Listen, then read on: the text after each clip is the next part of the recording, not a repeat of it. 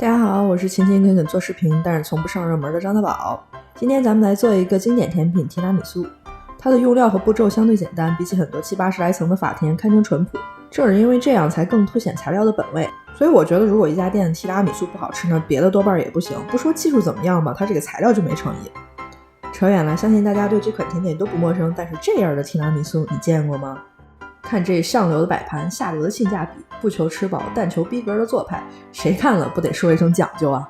要做这样上流的提拉米苏，咱们先从无论多花哨的提拉米苏都要有的这几大元素开始。首先是手指饼干，它原名 Lady Finger， 就是淑女的纤纤玉手这应该是个发了福的淑女。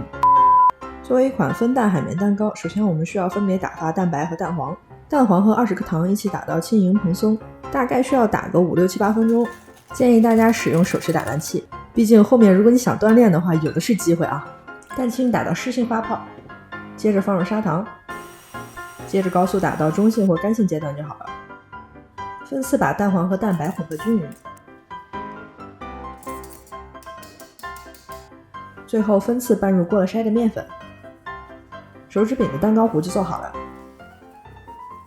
用圆形的裱花口把它挤成纤纤玉指，也可以这样整排的挤在一起，你使用的时候按照你的需要切成你想要的大小就好。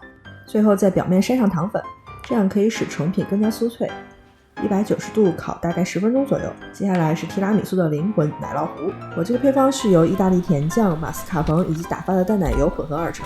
咱们先来做意大利甜酱，把所有材料混合均匀，水浴加热，不停搅拌，直到混合物温度达到74度，并且变得浓稠轻盈。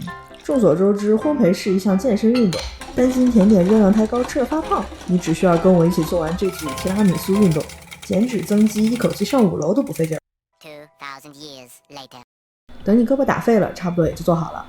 配方中的玛莎拉红就有很浓郁的水果和红糖风味，有着画龙点睛的作用。如果没有的话，建议换成风味类似的黑朗姆。把马斯卡彭和意大利甜酱混合，最后加入打好的淡奶油。我还额外加了一颗碾碎的熟咸蛋黄。来自意大利的提拉米苏和来自古老中国的咸蛋黄产生了激情的碰撞，真香。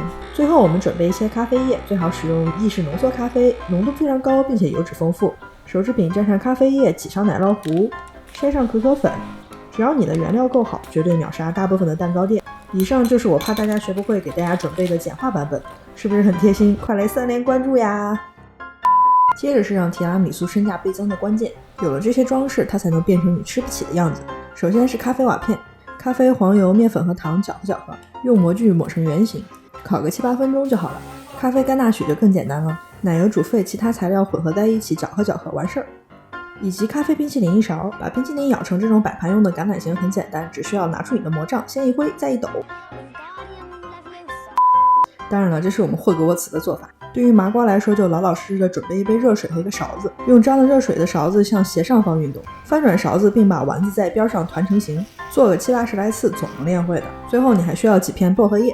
现在我们开始摆盘吧，挤点奶酪糊，挤点甘纳许，随便摆几片蘸了咖啡液的手指饼干，沿着直线筛上点可可粉，插上瓦片让它更有立体感，点缀几片薄荷叶让颜色更加鲜活，最后把冰淇淋放在捏碎的手指饼上就完成啦。你说它难吗？还是有一点点啊，但是值得做吗？那肯定啊！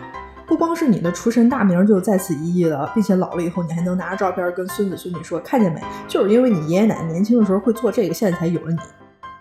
几个菜喝成这样。哪怕单以味道而言，它有着浓郁的芝士、酸苦的咖啡可可以及咸香的咸蛋，是层次丰富非常提拉米苏的提拉米苏了。好了，今天的视频到此为止，我是张大宝，咱们下期再见，拜拜。